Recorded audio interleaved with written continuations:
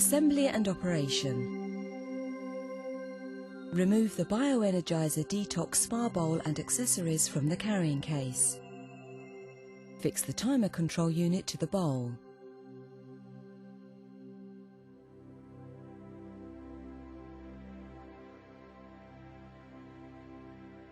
Place a bowl liner in the bowl.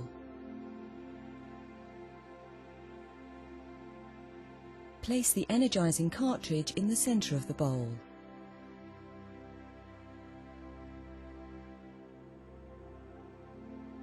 Pour in approximately 6 litres of warm water. Ideally, water should come up to the internal groove around the inside of the bowl. Using the measuring spoon provided, add 1 level measure of low sodium salt to the water. Make sure the salt is completely dissolved before beginning the treatment.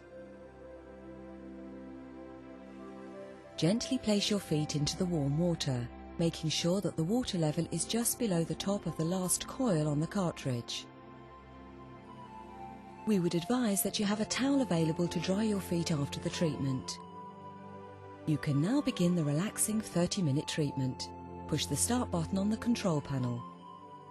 The series of lights around the perimeter of the control unit illuminate as the treatment progresses. Each light illuminates for 5 minutes. When the treatment is finished, the buzzer will sound intermittently, and all of the lights will flash 4 times. It's also advisable to drink up to half a litre of water during the treatment, to ensure you are properly hydrated. You will notice that the water changes colour throughout the treatment. This is perfectly normal and proves that the treatment is working correctly. The majority of the colour change is due to the reaction of the cartridge with the saline solution.